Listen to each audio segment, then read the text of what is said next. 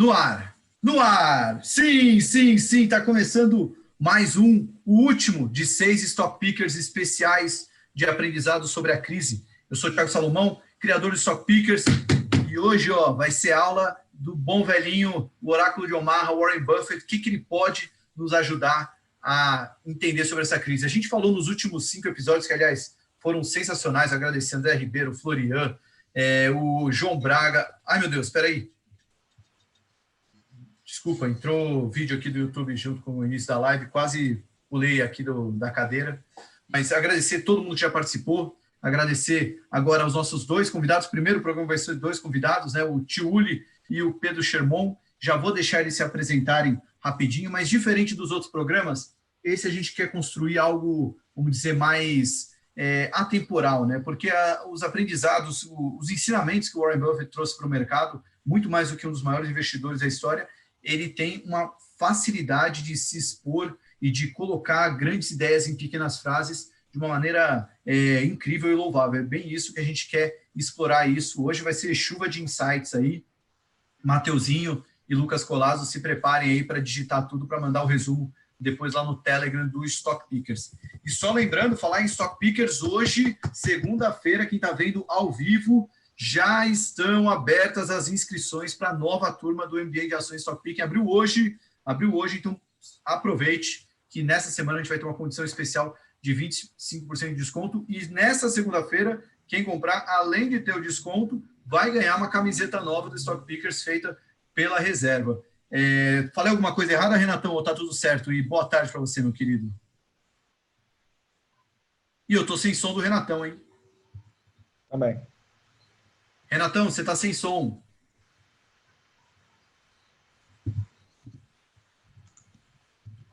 O Renatão fez alguma dança ali, tá sem som. Voltou, Renatão? Não, tá sem som, Renatão.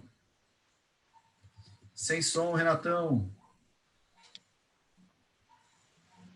Renatão, tenta tirar o fone. O que será que aconteceu com o Renatão, hein? Será que foi o bom senso querendo silenciar o Renatão num momento tão importante como esse? Ele está ouvindo, pelo menos.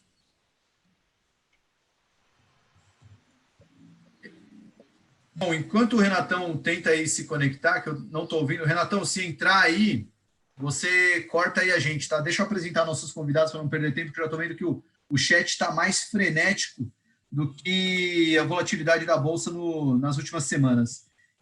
Vamos começar primeiro pelo Pedro Sherman, figurinha já conhecida aqui no Stock Pickers, foi um dos episódios mais elogiados, diga-se de passagem. Esteve hoje de manhã no Coffee Stocks, já tomou um café da manhã comigo. Agora funcionou? Agora funcionou, Renatão! Você está aqui, pensei que ia estar sozinho dessa vez, Renatão. A melhor solução foi ligar e desligar. Então, cumprimento aqui, Renatão, isso aí, cotovelinho do amor. Como é que você está, Renatão? Sem querer interromper, estou bem, e vocês? Muito bem. Bom, eu estava apresentando o Sherman. Vamos deixar o Sherman se apresentar para quem não o conhece. Pedro Sherman, em 30 segundos, quem é você? Olá, boa noite a todos. Pedro Sherman, carioca, flamenguista, engenheiro mecânico de formação, porém nunca troquei um pneu de carro. Trabalho no mercado financeiro há 25 anos e trabalho com análise de empresas brasileiras e gestão de fundos de ações aí há 25 anos.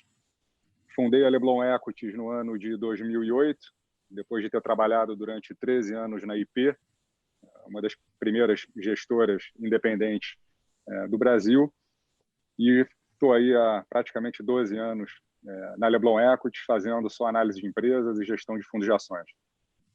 Maravilha. Bom, Sherman já está um tempinho bom no mercado, já deve ter visto muita crise aí e pode ajudar a gente nesse momento. O Sherman também, a gente gosta de chamar de aquele velho investor raiz mesmo, né? Um cara que acho que tem muito o que agregar aí com as lições do bom velhinho, Warren Buffett.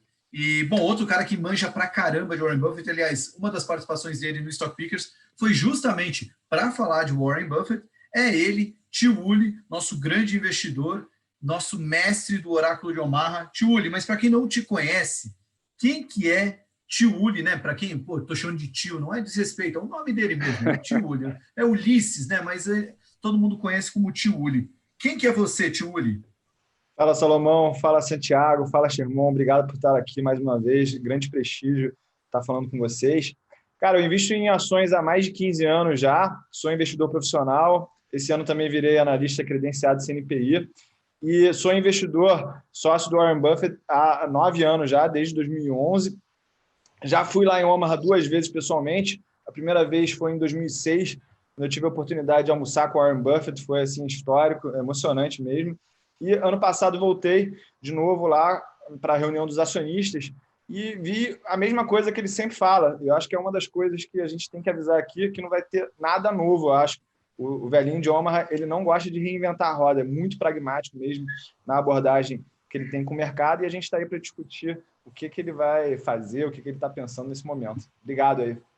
Ok, isso eu que agradeço, Tiuli. Aliás, quando eu fiz o convite para ele, o cara já até separou já 5 pontos que ele acha que vale a pena destacar dentro de toda a literatura buffetteriana.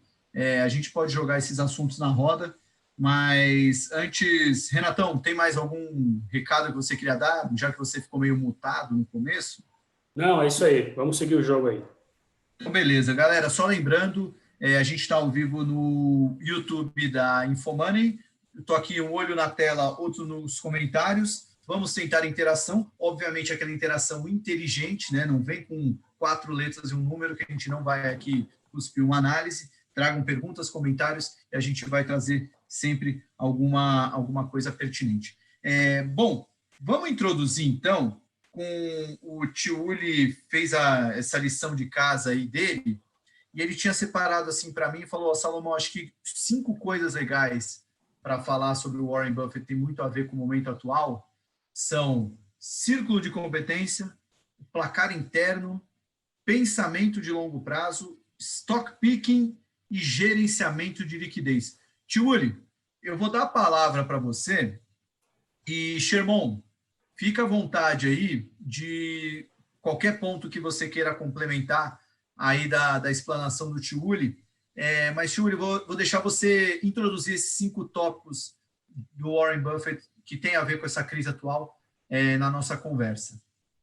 Então, Salomão, por que eu acho que esses 5 pontos aí são os essenciais para falar do Buffett e da metodologia da Berkshire Hathaway? Só dar um disclaimer aqui: a Berkshire Hathaway é a minha maior posição em ações, ou seja, eu tenho viés no que eu falo aqui, tá? Primeiro, eu falei de círculo de competência, e quando a gente olha para as 10 maiores posições da Berkshire Hathaway no book de ações deles, eles têm aqui a US Bank Corp em 9º lugar, um stake aí avaliado em 4 bilhões e 600, tem a Moody's Corporation, tem o JP Morgan, o Wells Fargo, American Express e o Bank of America de empresas financeiras. Ou seja, ele está concentrado ainda naqueles setores que ele conhece melhor. E quando a gente fala aqui da principal posição dele, da Apple, é uma posição que no dia 30 de março estava variando 61 bilhões e 900 milhões de dólares, ele já falou que ele não enxerga a Apple como uma empresa de tecnologia, e sim uma empresa de consumo.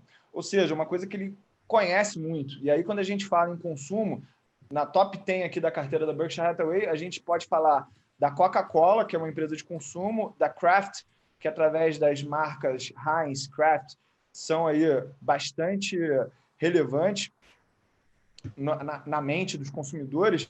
E depois a gente vai aqui falando de várias outras empresas que também têm uma abordagem de consumo. A própria Amazon, que não é uma posição que o Warren Buffett fala que é dele, né? Eu acredito que seja do Ted Weschler, mas ele fala também que é uma empresa de consumo. Ou seja, ele continua trabalhando no quadrado que ele é bom, que é financeiros e empresas de consumo. Fala o resto aqui ou vamos discutir esse assunto antes? Pode, só se o Sherman quiser incluir alguma coisa, mas acho que você pode tacar a palavra 5, e aí o Sherman, conforme queira falar, ele pede a palavra aí. Quando a gente fala de placar interno, a gente vê aí que as ações que ele tinha na carteira da Berkshire Hathaway, elas somavam aí um montante de aproximadamente 200 bilhões de dólares há um ano atrás. Aí, na virada do ano, essa mesma carteira de ações já estava sendo avaliada em aproximadamente 240 bilhões de dólares. E lá no dia 30 de março desse ano, essa mesma carteira estava valendo 179 bilhões de dólares. Ou seja, ele teve perdas também. Ele teve perdas nesse book de ações até mais intensas do que o S&P 500, que é a média aí que ele usa como referência para comparar o desempenho dele. Mas quando a gente fala de gerenciamento de liquidez, a gente adiciona aqueles 130 bilhões de dólares de caixa que ele tem, e essa carteira composta aí por renda variável e renda fixa, ela cai muito menos do que o S&P 500. Pensamento de longo prazo é justamente ele não tomar nenhuma atitude focada aí no coronavírus, segundo a própria entrevista que ele deu para Betty Quick no começo do mês retrasado, de fevereiro, né?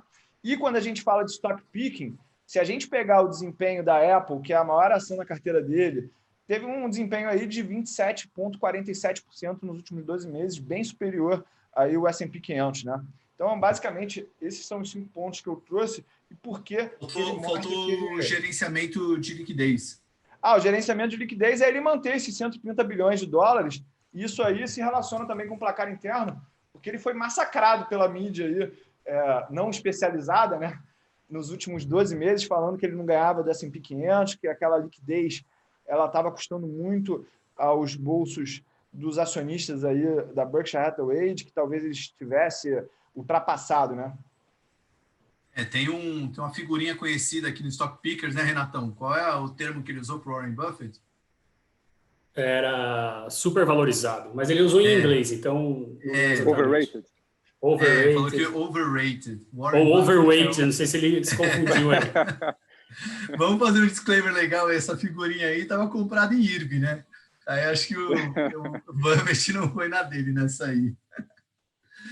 Sherman, quer fazer algum comentário sobre esses 5 pontos? Enfim, você, legal, eu acredito também que mais do que ler, você vive o Warren Buffett na prática aqui no Brasil, praticando o Value Investing aí há 25 anos. Né? O que você pode trazer de complemento para esse papo? Acho que o tio Uli selecionou super bem esses 5 pontos. Eu acho que eu fui educado ali na escola Buffett. Eu comecei em 1995 na IP, que na época se chamava Investidor Profissional. Era uma revista, não sei se as pessoas sabem, mas ela começou como uma revista mais de análise técnica do que de análise fundamentalista, isso bem nos primórdios.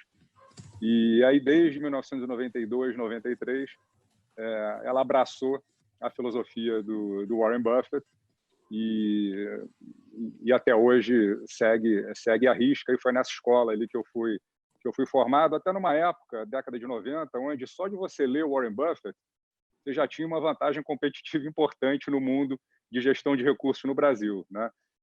A turma mais avançada olhava gráficos, olhava um preço, valor patrimonial. Então, você lê Buffett, você fazer um fluxo de caixa descontado, você investir olhando o longo prazo, isso já te dava uma vantagem competitiva importante, né? Na década seguinte, isso passou a ser muito mais disseminado, né? A quantidade de value investors que surgiram no Brasil na década passada foi muito grande, quer dizer, hoje são dezenas, talvez uma centena de gestores de ação que se autodenominam value investors. E aí, nessa hora, a diferenciação a gente buscou. Eu sempre fui meio obcecado por essa coisa de ter algum diferencial, né? Como é que você cria diferenciais no mercado que cada vez mais está fazendo o que você faz. E aí a segunda etapa foi tentar participar mais do dia a dia das companhias, quer dizer, conhecer mais as pessoas que estão por trás dos negócios, que tem muito a ver também com o jeito do Buffett fazer negócio. Quer dizer, o Buffett costuma dizer que você não pode, é impossível fazer um bom negócio com uma má pessoa, né? It's impossible to do a good deal with a bad person. Então, conhecer as pessoas por trás dos negócios é absolutamente fundamental. E eu escolhi o caminho de participar um pouco mais ali do dia a dia das empresas, eventualmente participar de conselhos de administração, conselhos fiscais, conselhos consultivos e tudo mais. Outras pessoas, outras assets começaram a fazer isso também depois de um tempo. Falei, porra, para onde é que a gente corre agora, né? Que tá cheio de gente boa, muita gente seguindo o Buffett, muita gente com foco em governança, em conhecer bem as pessoas. E aí, eu acho que, mais uma vez, quer dizer, o caminho escolhido foi o do primeiro ponto lá que o Tiuli levantou, né? do círculo de competência. Então, não dá para pressupor, embora muita gente pressuponha, né, que você é muito mais inteligente do que a média, e fazendo o que todos fazem, você vai ter resultados diferentes ao longo do tempo. Né? Tem várias pesquisas, quer dizer, se você perguntar aí para o universo de 1.000 pessoas, quantos % delas acham que dirigem melhor do que a média dos motoristas, 90% vai dizer que acha que dirige melhor do que a média. Evidentemente que não dirige. Né? Então, nós somos, por definição, seres overconfident. Né? O que eu acredito é o seguinte, quer dizer, eu acho muito mais fácil, né, você conhecer melhor do que a média um grupo de ativos restrito, né, do que você olhar para um grupo de ativos gigantesco, pressupondo que você é muito mais inteligente do que a média e, por isso, você vai autoperformar ao longo do tempo. Eu acho que isso é o conceito de círculo de competência. Acredito bastante nisso. Por isso que, quando a Leblon foi fundada, o caminho escolhido e a estratégia foi fazer só Brasil e fazer só ações. Né? Tem muita gente boa no Brasil, tem muita gente inteligente, tem muito bom gestor. Né? Então, a única maneira que eu e os meus sócios acreditamos que poderíamos criar algum diferencial é, olha, vamos focar numa quantidade muito pequena de assuntos, e aí a gente tem meio que obrigação de conhecer esses assuntos um pouco melhor que a média, e isso vai se transformar em bons resultados aí ao longo do tempo. Então, acredito muito na questão do círculo de competência. E eu sou um grande fã também da simplicidade da filosofia de investimentos do Buffett. E, como ele mesmo diz, quer dizer, você não precisa ser um rocket scientist para bater o mercado no longo prazo. Quer dizer, tudo que ele faz é de uma simplicidade absurda. Só que a grande dificuldade é justamente você se manter fiel a essa filosofia, você manter a racionalidade, você manter a disciplina e você ter paciência. Né? E num momento como que a gente está vivendo agora, quer dizer, todos nós estamos sendo testados, né? na nossa capacidade de ser racionais, de manter a disciplina e de ter paciência quando investe. Uma outra frase do Buffett é, quer dizer, o mercado é uma grande máquina de transferir dinheiro dos impacientes para os mais pacientes. Né? E eu acho que é assim há 50, 60 anos. Ele construiu um track record aí nesses quase 60 anos, ou talvez mais de 60 anos, né, Tio Willi? Ele vai fazer 90 anos esse ano, acho que são mais de 60 anos de track record. E o cara ganha 20% ao ano há 60 anos, né, no período em que o S&P rendeu 10%, 11%. Né? Fazendo de uma maneira muito simples, se mantendo focado ali no círculo de competências dele, comprando barato e vendendo caro quando vende, porque ele também é difícil vender alguma coisa, mas funciona lindamente. Né? Funciona lindamente. Isso de ser difícil, eu nem vi se foi confirmado, mas semana passada saiu um break na CNBC, eu não fui ler depois, que o Buffett vendeu um pedaço das aéreas que ele comprou, né? Acho que foi... Fala aí, Tiuri. Cara, esse assunto aí é bom da gente esclarecer ele, porque eu até estava estudando, porque eu sabia que a gente ia trazer esse assunto. O Buffett ele estava com uma participação um pouco superior a 10% na Delta, e aí ele passava de uma categoria que é o cara que tem entre 5% e 10%, e aí ele não precisa revelar as movimentações dele naquela ação. Então, ele fez uma diminuição marginal na posição dessas ações para que ele saísse dessa regulamentação acima de 10% e ele pudesse fazer compras e vendas sem ter que dar algum tipo de relatório para a SEC. Né? Então, eu acredito que ele foi tático nesse momento, ele não tomou uma decisão... Não foi um desinvestimento. Não, legal, bacana, valeu pelo... e essa posição ela representa 0,16% do portfólio da Berkshire, né? Uhum.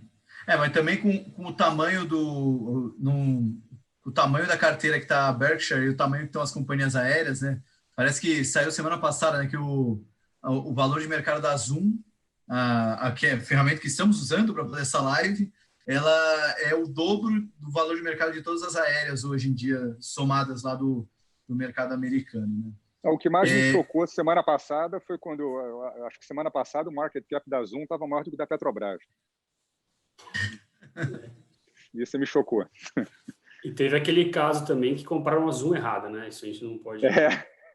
O mercado ele é imediatista e às vezes compra o papel errado, né? Mas eu queria perguntar para os dois aí, eu não sei se existe isso ou se isso vai ser um pouco redundante com os 5 temas que o Túlio já falou, mas assim, no contexto como o de agora, né? A gente falou aí, o Buffett tem 60 anos de mercado, foram centenas de crises provavelmente.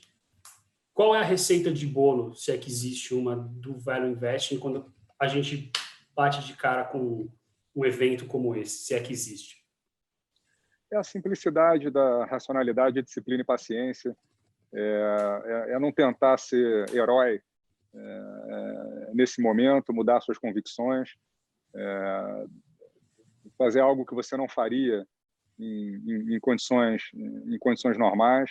E é muito difícil, né? Porque nesse momento todos nós estamos sendo testados nas nossas convicções. O mundo passa por um momento extremamente difícil, onde as pessoas estão com medo não só de perder dinheiro nos seus investimentos, mas como perder entes queridos aí para o vírus. Esse sentimento de pânico coletivo, ele é amplificado, né, por essa caixa de ressonância de emoções que é o mercado, ou o Mr. Market, como o Buffett diz, esse sócio maníaco depressivo aqui que todos nós temos. Então, você pode ter certeza que ele está num momento de surto depressivo. O nosso sócio está num momento de surto depressivo que reflete um pouco o sentimento coletivo da humanidade hoje, né?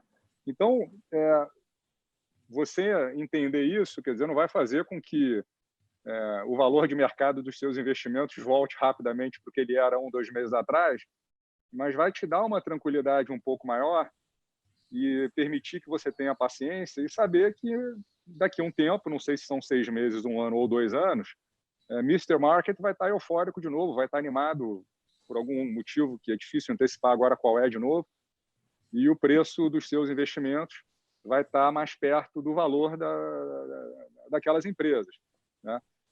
Uma coisa, acho que uma analogia que ajuda um pouco, às vezes, a acalmar é o seguinte, quer dizer, o problema das ações e das empresas é que você tem ali o preço diário de tela todo segundo, né? O mercado está avaliando quanto vale a Ambev, o Banco Itaú, a Lojas Renner, etc.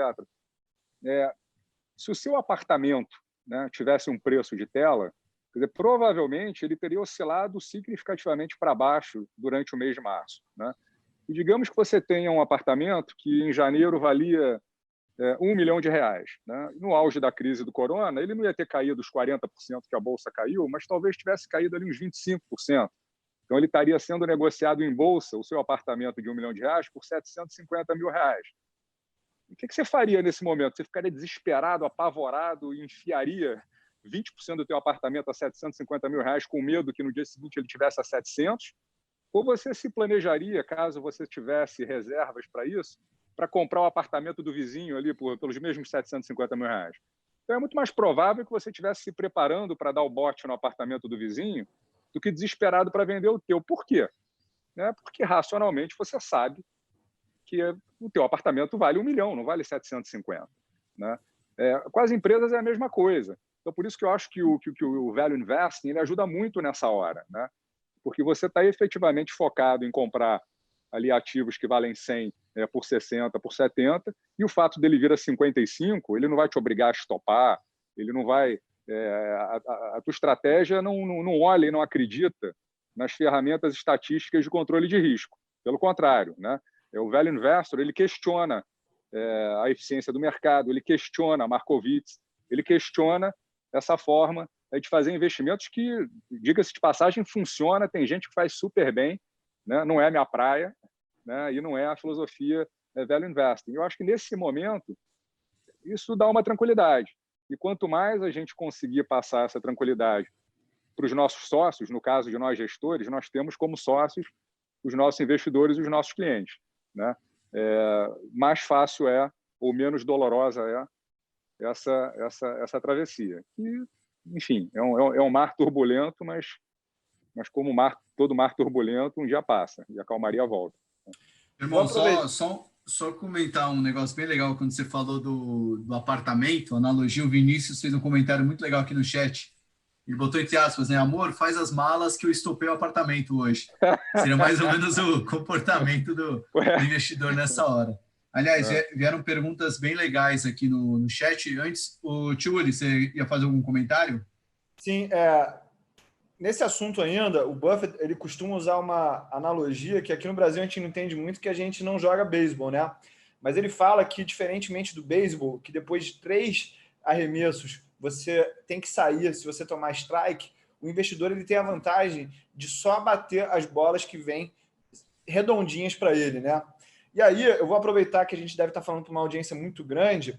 O Buffett, quando ele abandonou a gestão profissional de recursos e decidiu colocar o dinheiro dele dentro da Berkshire, ele lidou com outro tipo de pressão que o Sherman ele deve ter, mas ele educa também os sócios dele, né? Que é o seguinte, você, como investidor, pessoa física, você não precisa dar satisfação para ninguém em termos de retorno. Então, assim, você vai comprar hoje, você não precisa ficar se pressionando para ganhar do Ibovespa, para ganhar do S&P 500 nos próximos 6 meses. Foca em achar bons ativos e deixa o tempo fazer o próprio trabalho dele. Isso aí é muito importante para o investidor, principalmente esse investidor individual, sair dessa neura de ficar se comparando. Uma das coisas que o placar interno aqui que eu trouxe ajudam é você ir atrás de retornos absolutos, que é o que as grandes gestoras de longo prazo elas fazem. Elas não ficam se comparando com o índice de referência, elas focam em rentabilidade absoluta mesmo, porque aí você consegue se descolar do mercado e ter a performance de longo prazo acima dos índices, né? Cara, isso aí que você falou, tio Uli. Eu vi hoje um tweet, eu uso muito o Twitter, né? E teve um tweet assim, a bolsa hoje subiu pra caramba, né? Subiu 7,5%. E um cara tweetou assim, falou, quem é que tá se ferrando aí, short? Marca aí seu amigo que tá shorteado na bolsa. Assim, cara, você tá investindo para você ou para ser melhor que os seus amigos? Que besteira, né? Assim, e a vantagem da pessoa física é justamente não ter que dar satisfação. E você vai querer ficar dando a satisfação, você vai usar uma das poucas vantagens que você tem, você vai usar contra você, né? Uma besteira sem tamanho, né? E você falou de audiência, já estamos com mais de 1.300 pessoas acompanhando. Para quem não pegou no início, só lembrando, hoje começaram as vendas da nova turma, as inscrições da nova turma do MBA de Ações Stock Picking, 25% de desconto nessa semana. O link já vai estar aí no chat, se não tiver, vai estar na descrição do vídeo, se não, está lá no nosso Telegram. E, comentários rápidos aí, não quero tomar muito tempo, porque vocês estão dando aula aí. Pacto de Ulisses, acho que o seu xará, né, o Tiuli, acho que é um dos ensinamentos que fazem muito sentido com o que o Sherman falou, que não tem muita novidade aí na teoria, mas as pessoas elas vão ser testadas, né? E a história do Pacto de Ulisses tem muito a ver com isso, né? Para quem não conhece, não vou me alongar muito aqui, a gente tem um texto no nosso blog no Rico Matinal, eu vou mandar lá no nosso grupo do Telegram, que é misturando a mitologia grega na Bovespa, mas faz muito sentido ao momento atual. Foi daí que saiu meu nome. Foi mesmo? Foi. Legal. Esse é o grande desafio. Esse é o grande desafio do velho investor, né? Assim como Ulisses ser amarrado no mastro do navio, com os olhos vendados e resistir ao canto da sereia. E o canto da sereia no mercado é desde o investidor ou cliente ou concorrente te provocando, porque nos últimos tantos meses você ficou um pouquinho para trás. E se você entrar nesse jogo, é a receita para o seu fracasso como velho investor. Então, é realmente se manter alheio a um mundo onde você tem cada vez mais estímulos para fazer alguma coisa, de preferência parecida com o que todo mundo está fazendo. Isso é um desafio tremendo, né? Eu acho que o Buffett ele sabe da importância desse assunto, tanto que nessa última entrevista aí para a CNBC, ele dedicou bastante tempo falando que os investidores da Berkshire Hathaway não esperem estar no primeiro decil aí de retornos quando comparados ao S&P. Ele pretende ficar ali no segundo, terceiro decil, mas de uma maneira regular, né? E eu já tinha visto já estudos justamente que os investidores que alcançam a liderança depois de 15, 20 anos são aqueles que se mantêm ali no segundo, terceiro escalão, mas sempre com uma regularidade. Porque o Value Investing também, só para adicionar aqui, ele está muito mais preocupado em defender a queda do que performar acima do mercado na alta. O jogo de defesa é o que vai ganhar o campeonato no final das contas. Então, o Value Investing é um retranqueiro, Tiuri. O Value Investing está preocupado, primeiro, em, como o Benjamin Graham muito bem falou no Investidor Inteligente, preservar o montante inicial e ter um retorno através da renda compatível com o risco que ele assume, né? O Value Investing é o Tite, o Renatão. Joga para fazer um gol. O day trader é o Guardiola, né? Que é da espetáculo. Posso fazer uma pergunta para o Germão? Lógico. Germão, a gente viu aí que com a queda dos juros globais na última década, os investidores que usam a premissa aí do beta para estimar custo de capital das empresas tiveram que vir reduzindo aí as suas expectativas de retorno. Você, como Value Investor, você manteve a tua taxa de desconto nesse período ou você também foi adaptando a tua taxa de desconto a esses novos juros globais? A conta que a gente faz para a taxa de desconto é super simples, quer dizer, eu acho que a teoria do beta alavancado, desalavancagem, correlações setoriais e a teoria do AC, eu entendo a beleza acadêmica dela, mas como investidor, quer dizer, o que eu quero quando eu compro uma ação de uma empresa? Quer dizer, eu quero ter um retorno significativamente superior ao retorno que eu teria se eu investisse num ativo livre de risco aqui no Brasil. O ativo livre de risco aqui no Brasil é o juro de longo prazo. E esse ele varia com o tempo, eu acho que a gente não pode ignorar isso. E sobre esse juro de longo prazo, eu coloco um prêmio. Então, e esse prêmio ele vai variar em função ali da qualidade do negócio. Então, o que a gente faz historicamente é juro de longo prazo mais 4 a 6. 4 para negócio bom, 6 para negócio não tanto. Então, hoje, as taxas de desconto que a gente usa estão variando ali entre 12% e 14% ao ano. Você tem o juro de longo prazo em torno de 8%, soma 4 para uma loja Renner, para uma Ambev, para um Banco Itaú, e soma 6 para uma Petrobras, para um negócio que tem ou um risco de ser uma empresa estatal ou dependência de preço de uma commodity que a gente não controla, ou uma empresa que não é tão bem gerida assim. Mas a gente tenta simplificar esse raciocínio, né? Porque, de novo, os betas e as correlações dizem muito sobre o passado e pouco sobre o futuro, né? Poxa, irmão, agora essa atribuição de risco que você dá mudou agora com tudo que está acontecendo? Continuo feliz em ganhar 4 a 6% ao ano a mais do que o juro livre de risco. Isso, no longo prazo, faz uma diferença absurda. Tem um gráfico, deve ser um dos primeiros gráficos do Stocks for the Long Run, que é um livro do Jeremy Siegel, que é super legal para mostrar o impacto do juro composto no longo prazo. Então, ele fez um estudo pegando o mercado americano nos últimos 200 anos, e aí desde 1810 até o ano de 2010, né? Sendo que 1810 as ações que transacionavam eram as ações de ferrovias, aí depois vieram os bancos, até que a gente tem o mercado diversificado que a gente tem hoje. E ele concluiu que $1 investido em ações americanas em 1810 valeriam 12 milhões e 700 mil dólares no ano de 2010, né, 200 anos depois. E o mesmo dólar investido em corporate bonds valeriam 20 mil dólares no ano de 2010. Aí você fala, porra, mas 20 mil dólares para 12 milhões e 700 mil dólares? A diferença são 3 pontos percentuais ao ano. Quer dizer, as ações renderam dólar mais 8 e os bonds renderam dólar mais 5 no período. Então, você deixar compor, né, 4% ao ano é coisa pra caramba, né? Então, acho que está mais do que bom em termos de prêmio para você comprar ação, na minha visão. Deixa eu pegar as perguntas aqui que chegaram no chat. Tem umas tão um pouco mórbidas aqui, mas acho que é bom fazer, né? Não, é que curiosidade de pessoas que acompanham o Warren Buffett, mas a primeira que eu gostei aqui do Renaud de Carvalho. Quais os principais desafios de adotar a filosofia do Buffett no Brasil? Até acho que dá para adaptar para... É possível ser Warren Buffett em terras brasílias ou tem que adaptar um pouquinho a filosofia dele para cá?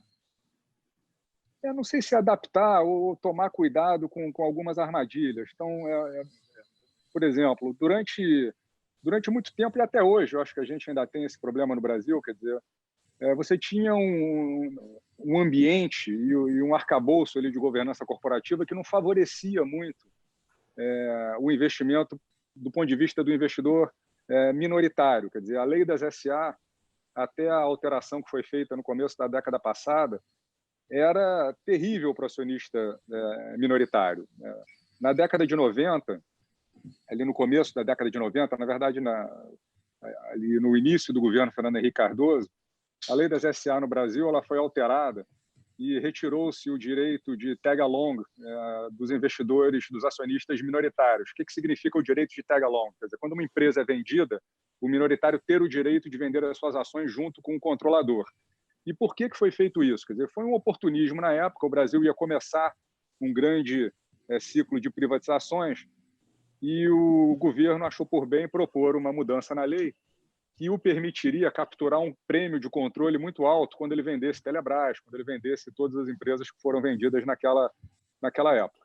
Então, foi uma visão meio que curto-prazista que acabou criando uma série de distorções no mercado acionário brasileiro, porque todas as empresas que mudavam de controle no Brasil mudavam de controle com um preço absurdo. Isso aconteceu com uma das ações que eu acompanho há mais tempo e gosto muito, que é a Lojas Renner. A Lojas Renner é uma empresa que eu invisto desde a década de 90, quando eu estava na IP, e no ano de 1999, a gente estava passando por uma das diversas crises aí que nós já passamos, foi de desvalorização cambial brasileira, e a JCPenney, uma empresa americana, aproveitou para comprar o controle de Lojas Renner no ano de 1999. Na época, para vocês terem uma ideia, a JCPenney fez uma oferta para o controlador em torno de R$90 por ação, o equivalente lá a R$90 por ação na época, e ofereceu para os minoritários R$25 por ação, com um agravante. O minoritário que não aceitasse a oferta de R$25 em 30 dias, essa oferta seria reduzida para R$20 no dia 31. Então, além de fazer uma oferta aviltante, ele ainda colocou um efeito bomba-relógio do tipo, olha, corre, porque se não aceitar os 25, só vai ter 20 depois, né? Na época, a gente foi à CVM, conseguiu bloquear a oferta, conseguiu negociar um preço melhor, e a CVM até mudou a legislação de ofertas públicas no Brasil na ocasião. Então, a preocupação de não só avaliar quanto determinada empresa vale, mas se aquele valor vai fluir de forma equânime para acionista majoritário e acionista minoritário, sempre foi uma preocupação relevante e uma preocupação a mais que você tem que ter no Brasil, talvez muito mais do que num mercado como o mercado americano, né? Que tem acho que tem um histórico um pouco melhor do que o nosso nesse sentido. Então, acho que tem que ter essa preocupação. Os aspectos de governança que são relevantes no Brasil não são necessariamente os aspectos de governança que são relevantes nos Estados Unidos. E por quê? A maioria das empresas americanas não tem acionista controlador, né? É o que se chama de corporations, né? Você vê, o Buffett, maior acionista da Coca-Cola, quantos por cento ele tem da Coca hoje, Tully? 10%? É tipo 18, 16, por aí. E é o maior acionista. Então, a Apple, o maior acionista, também não tem uma participação muito significativa. Quer dizer, todas as grandes empresas americanas são corporations, né? O maior acionista tem 10%, 15%.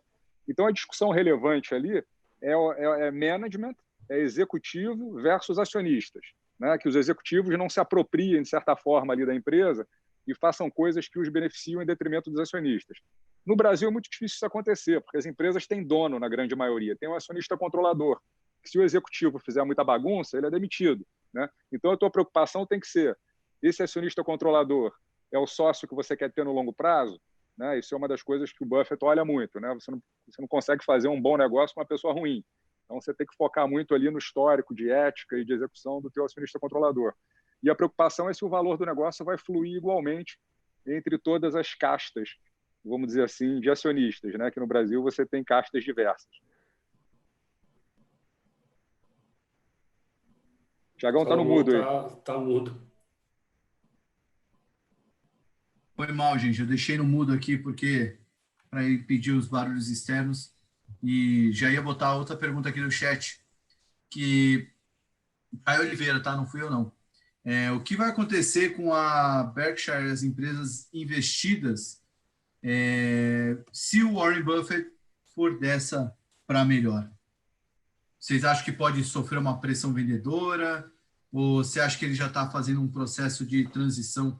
Acho que a gente não precisa falar dele passar dessa problema, é muito mais de como é que é o processo de transição de uma empresa como a Berkshire Hathaway, que se espelha muito no sucesso pessoal do Warren Buffett. Acho que para quem não está acompanhando esse assunto, ele já foi discutido aí com muita intensidade nos últimos 5 anos. Eu acredito que esse processo ele já foi concluído. Para quem não acompanha, o próprio Bill Gates ele deixou o conselho da Berkshire Hathaway nesse ano. Eu acredito que ele não teria deixado o conselho sem ter resolvido esse assunto, que talvez seja o assunto mais importante para a empresa atualmente. E eles já deram 2 nomes fortes, o Greg Abel, que é o gestor das operações de private equity da Berkshire, ele vai tomar conta de todos os negócios operacionais. O Ed Jain, que é, segundo Buffett, a pessoa que mais entende sobre resseguros e seguros no mundo, ele vai ficar olhando todo o negócio de seguros, que atualmente vale algo próximo de 130 bilhões de dólares dentro da Berkshire. E o filho do Buffett, o Howard, ele vai continuar como presidente do conselho para que ele mantenha essa cultura que a Berkshire tem de descentralização das decisões, né? Então, essas empresas, elas atualmente já andam por conta própria. Você falou ali a questão dos acionistas controladores.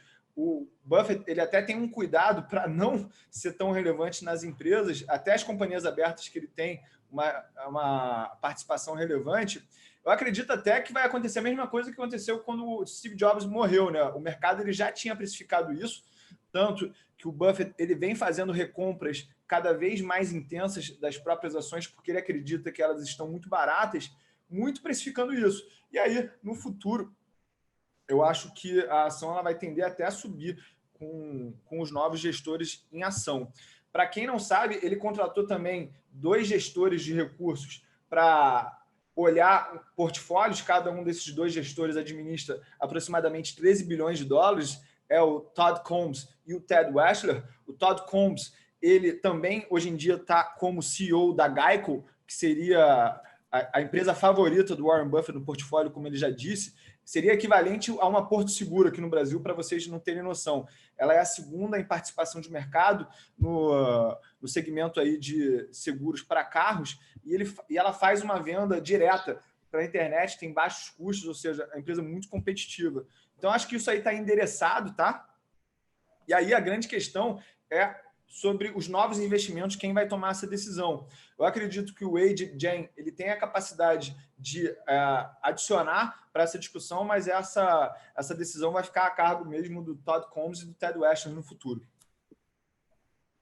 Muito bom. O Sherman, tem uma galera aqui no chat que acompanhou o Coffee Stocks e eles lembram que você explicar do Banco do Brasil, né? Que não deu tempo de falar de manhã, de por que você está comprando. Então, só para saindo um pouco do assunto Warren Buffett, falando um pouco da carteira de vocês na Leblon, você falou, só para quem não viu, né, o Coffee Stocks, a gente já mandou o resumo lá no Telegram, mas o Sherman explicou por que ele desinvestiu, vendeu as ações de varejistas e transformou a B3 na maior participação da carteira e comprou também Banco do Brasil. O Banco do Brasil não deu tempo de falar, ele disse que ia falar hoje à noite. Vamos falar dela então, Sherman? Vamos falar. Então, a gente, nas últimas semanas... Você quer complementar alguma coisa ali do Tiuri? Desculpa, já mudei o assunto completamente. Eu acho que foi super bem colocado. Eu acho que o Buffett ele vem preocupado com essa questão de sucessão já há pelo menos uns 10 anos, né?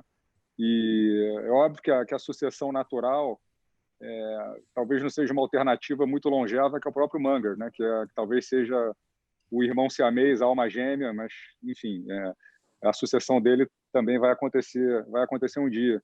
Eu acho que a grande dificuldade é replicar o temperamento, não é replicar o conhecimento, o skill financeiro, a parte teórica, né? E é o temperamento, né? Então, acho que a grande qualidade do Buffett ali é o temperamento, é aquele cara que não se incomoda em estar investindo numa ação que é um pouco mais óbvia, como uma Apple, assim como não se incomoda em ser brutalmente contrarian em alguns momentos, nem uma coisa nem outra dá mais ou menos prazer para ele. Ele, acho que ama de paixão, né, o que ele faz, né, e de analisar empresas, conversar com management e fazer investimentos. Então, imagino que ele tenha escolhido com isso em mente, né, procurando pessoas que tivessem um temperamento mais parecido com o dele, porque eu acho que isso é muito mais determinante do sucesso dele do que alguma habilidade extraordinária matemática ou alguma capacidade incrível de fazer modelos. Certamente não é isso. Até porque, como a gente falou no começo, é bastante simples a forma dele fazer. O difícil é implementar no dia a dia e ter o temperamento para se manter imune aí a todas essas provocações diárias que os investidores estão sujeitos, né? Especificamente em relação ao que a gente fez no portfólio, aí no ano de 2020, quer dizer, eu acho que é natural que nessas crises agudas, num primeiro momento, todas as empresas sofram de forma... O mercado ele não diferencia bons países de maus países, boas empresas de más empresas. Quer dizer, no primeiro...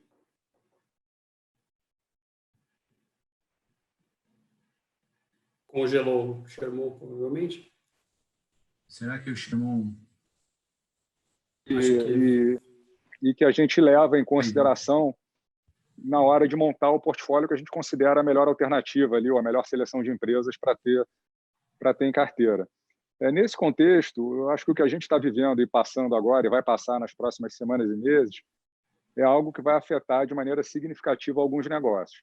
Alguns, inclusive, vão ter impactos permanentes, ou pelo menos o risco de perda permanente de valor aumenta significativamente. Eu mencionei hoje de manhã que a gente zerou, por exemplo, a nossa posição em Via Varejo, que era uma história de turnaround, né, que nós investimos acreditando que a probabilidade do turnaround ser executado num determinado ambiente econômico era razoável o suficiente e justificava o risco.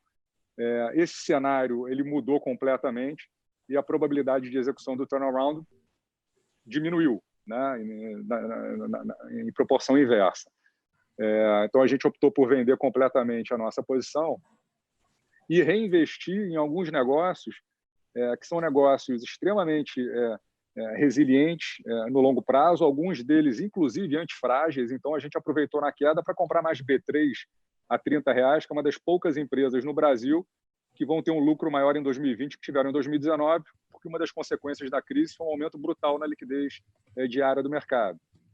A gente aproveitou a crise para aumentar um pouco a nossa posição em Suzano, que é uma outra empresa antifrágil, chegou a negociar ali a R$30 por ação no começo do mês de março, e é uma empresa que se beneficia, de certa forma, desse estresse no câmbio, na medida em que é uma exportadora que tem 100% das suas receitas em dólares e menos de 30% dos custos e despesas. Então, quanto mais desvalorizado é o câmbio aqui, maior é a margem dela no longo prazo, assim, além de ser um long-term winner, né, na medida em que o Brasil tem uma vantagem comparativa na produção de celulose que é imbatível, que é o fato, né, da gente ter terras abundantes e relativamente baratas, água em profusão, sol quase que o ano todo, e essa combinação faz com que as árvores aqui cresçam em 5 anos. Em 5 anos você pode cortar e produzir celulose, e o grande competidor dessa empresa no mercado global, que são os países nórdicos, a mesma árvore demora 20 anos para crescer. Então, aqui você tem um retorno do investimento em 5 anos, lá você tem em 20. Então, o que acontece? Quer dizer, ao longo das últimas décadas, o Brasil vem ganhando share na produção e no comércio internacional de celulose e vai continuar ganhando share provavelmente nas próximas décadas. Uma coisa que o Buffett fala e que eu acho que se aplica muito para Suzano, quer dizer, que os negócios têm que ser relativamente simples e têm que ter vantagens competitivas o suficiente para serem geridas até por um imbecil, porque fatalmente um dia vão ser geridas por um imbecil. Não é o caso da Suzano hoje, muito pelo contrário, mas um dia isso vai acontecer. Então, você está num negócio que tem vantagens competitivas naturais, dá um conforto muito grande. A ação caiu, a gente comprou. BR Foods e Rumo Logística são outras empresas que eu também colocaria ali como mais antifrágeis, né? O consumo de proteínas não vai cair em função da crise. O Brasil também tem vantagens competitivas nas proteínas relevantes e vai continuar ganhando share no mercado global nos próximos vários anos, e a ação da BR Foods caiu mais de 60%, e o Rumo caiu praticamente 50% ali no auge da crise. O Banco do Brasil caiu demais, na nossa visão. Ela não se enquadra nas antifrágeis, né? As 6 maiores posições do fundo hoje, a gente tem, eu diria, 4 antifrágeis, B3, Suzano, BR Foods e Rumo, e 2 que eu classificaria ele como deep value, não seriam talvez as preferidas do Buffett, porque o Buffett prefere comprar empresas excelentes a preços razoáveis do que empresas razoáveis a preços excelentes. Essas 2 aqui se enquadrariam ali nas empresas razoáveis com preços excelentes. O Banco do Brasil, a R$23 por ação, que foi o preço ali que a gente aumentou, R$23, R$24 por ação, ele estava negociando a pouco mais de 3,5 vezes o lucro que ele fez no ano de 2019. A preocupação do mercado é que ele pudesse ser usado, assim como o BNDES e Caixa Econômica Federal, por ser uma empresa estatal, como parte do socorro necessário aí para as empresas, principalmente as pequenas e médias empresas no Brasil, e aos indivíduos também, para que a gente faça a travessia aí da crise do coronavírus. Qual foi o exercício que a gente fez aí, tentando ser bastante conservador, e um exercício simples também sem grandes teorias de foguete, né?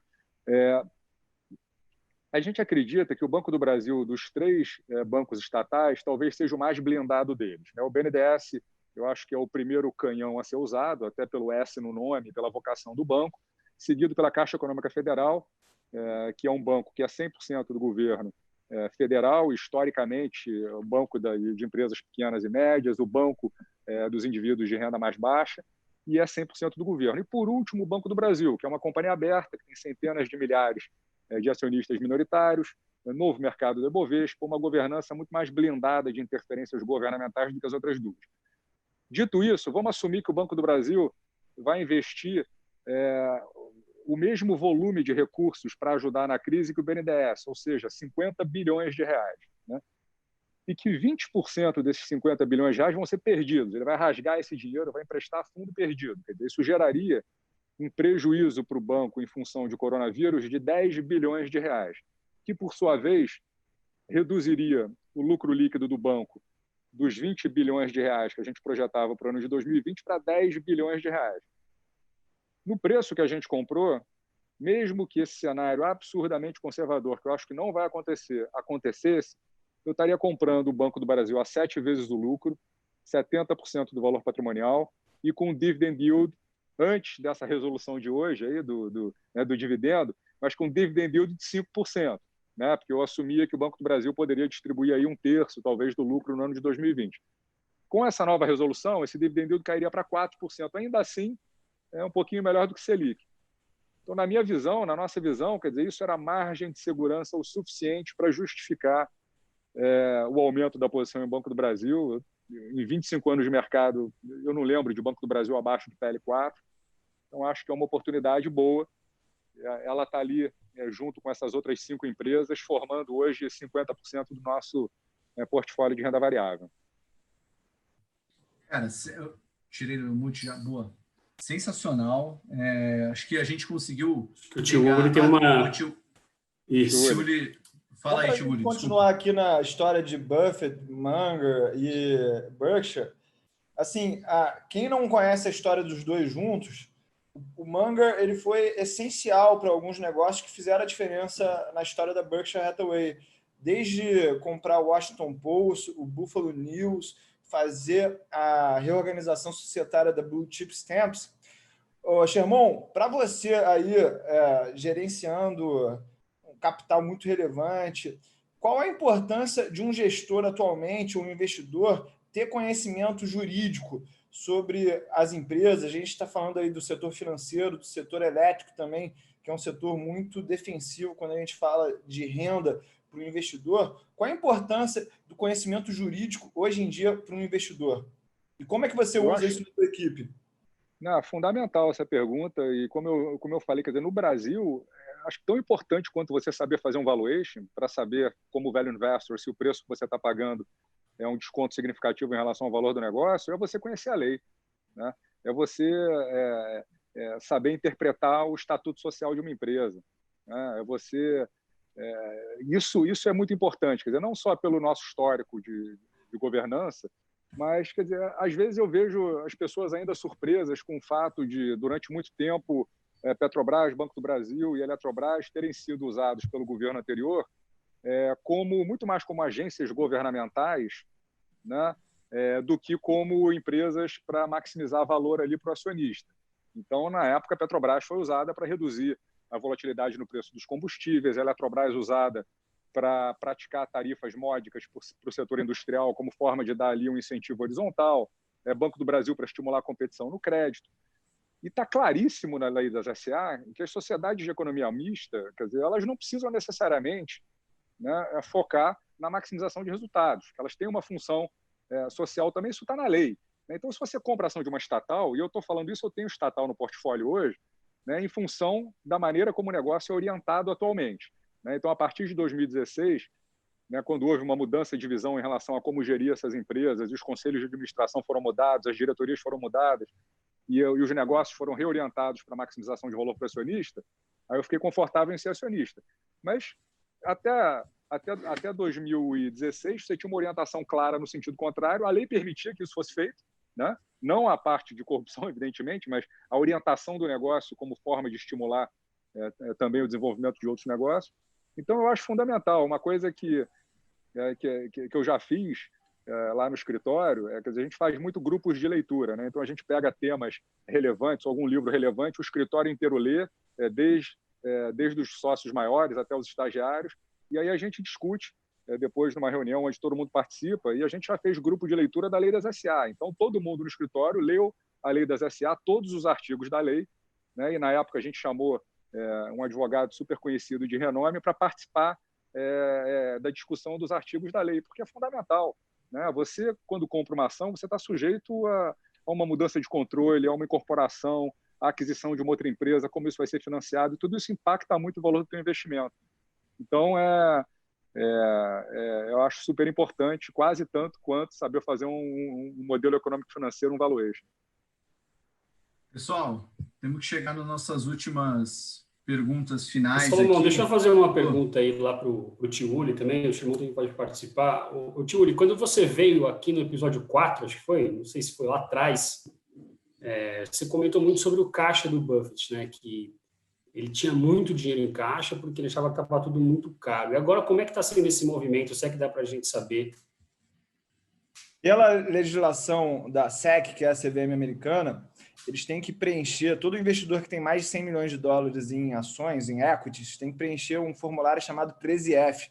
Esse formulário ele tem até 45 dias para ser divulgado, ou seja, o Buffett tem 45 dias para falar o que ele fez aí durante o coronavírus, e ele não precisa falar de derivativos, não precisa falar de investimentos no exterior, foi até por isso que eu desconfiei um pouco da história da IRB lá na época, e ele ainda pode pedir uma prorrogação da divulgação dessas informações. E aí, o que ele vai fazer com esse caixa? Eu acho que ele tem um conhecimento mais profundo do que a média das pessoas, pelo relacionamento que ele tem com o Bill Gates, e o Bill Gates ele ser muito envolvido com história de medicina, vacinas no mundo, tá? Ele falou nessa entrevista aí na CNBC que talvez se prolongasse mais a história do corona. E se eu tivesse que chutar aqui duas empresas que eu gostaria, né, como sócio, que ele comprasse para a Berkshire, Disney ou Nike, que são duas empresas aí de consumo que sofreram bastante, e eu acho que pode ser, talvez, aquele tiro no elefante que ele estava procurando. Vamos anotar aqui, então, daqui a 45 dias, Disney e Nike. Nike também, que agora eu gostei que estavam falando se vai ser um V-shape, a recuperação da economia, né? Vai ser em V, em U, agora já fizeram um formato em Nike, né? Que é o Nike ela shape. Cai e vai crescendo no Nike shape, vai indo embora aqui. Gente, vamos lá. Eu tenho um ping-pong especial aí para vocês. Recebi aqui algumas coisinhas legais. Como o tema é Warren Buffett, queria que vocês falassem algum livro sobre o Buffett que vocês recomendam, mas também que vocês dissessem quem, Tiuli e Sherman, quem é o seu velho investor preferido ex-Buffett e também o livro preferido sobre value investing, tirando a escola Buffett de literatura. Eu gosto muito do Margin of Safety, do Seth Klarman. Eu gosto muito do... Insights fantásticos. Eu gosto muito de um livro chamado The Making of an American Capitalist, do Roger Lowenstein. Uma biografia que precedeu a bola de neve aí do Warren Buffett, tá? E eu acho que talvez o maior value investor do Brasil seja o César Paiva. Não, o César Paiva, daqui a pouco a gente vai chamar o Buffett de César Paiva americano, do jeito que o cara tá indo. Aliás, um abraço para o César, tô com saudade do nosso oráculo de Londrina. Gosto também. Diga. Lá nos Estados Unidos, eu gosto muito de um gestor chamado Cliff Asness, que ele tem uma pegada nos fundamentos mais quantitativa. Eu acho que o mercado aqui brasileiro ainda vai andar muito nessa direção. Aliás, o episódio de fundos quantitativos deu o que falar, né, Renatão? O cara o Terni da Giant Steps, foi bem bacana isso aí. Renatão, tem alguma pergunta aí que você queira usar no nosso ping-pong final? Eu só queria pegar o livro e o Value Investor preferido deles. Não, é isso aí. Pensei que o Sherman fosse falar Lei das SAs no livro, mas não decepcionou. Leitura árida, mais importante. É um bom treinamento aí para os estagiários que chegarem lá na Leblon. Aí, ó. Você quer trabalhar na Leblon? Lê a Lei das SAs aí inteira. Vamos discutir depois. Dá uma boa resenha. Talvez não muito divertida, mas pelo menos instrutiva.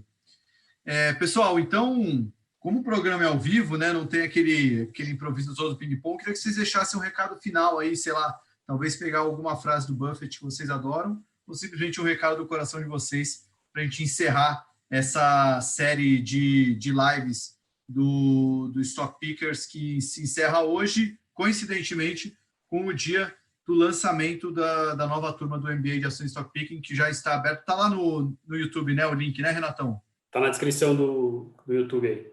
Na descrição do YouTube, tá no meu Instagram, tá no meu Twitter, tá no Telegram, não tem como não achar. Aproveita que essa semana 25% de desconto na inscrição para fazer parte da nova turma do MBA de Ações e Stock Picking. Meus queridos convidados, Tio Willy Sherman, recado do coração de vocês ou uma frase do Buffett? O meu desejo para todos, não só investidores, como cidadãos, políticos, etc., que deixem prevalecer aí a racionalidade, a disciplina e a paciência nesse momento. Eu acho que é uma receita importante, não só para nós investidores, como para todos nós seres humanos aí nesse momento atípico que todos nós passamos. Então, esse é o meu desejo para todos nós. Maravilha. E você, Tio Willy?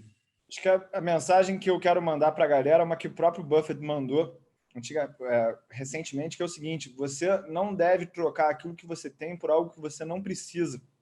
Ou seja, é muito legal contar histórias que você multiplicou por 5, 10 vezes o capital no investimento, só que não fica focando em contar a história para os outros, foca em gerar o teu resultado.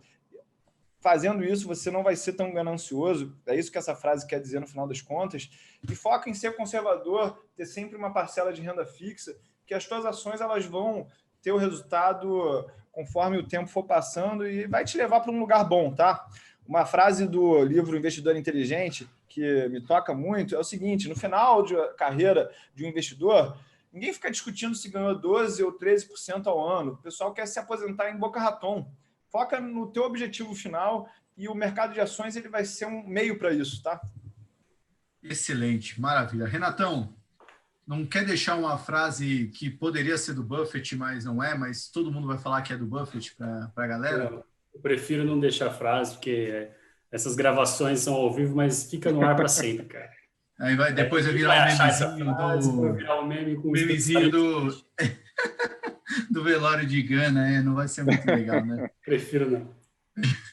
Bom, gente, quero agradecer demais, Tio Willy, valeu. Sherman, muito obrigado, vocês dois deram aula aqui, valeu mesmo de coração. Obrigado a vocês. Pode contar comigo. Valeu. Renatão, valeu pela parceria aí. de sempre. Pessoal que está acompanhando, vejo vocês no MBA, espero. Aproveitem aí essa semana de inscrição.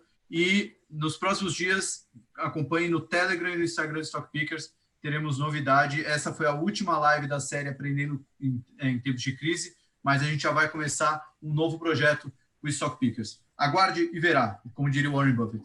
Beijo para vocês, boa noite e até mais. Tchau!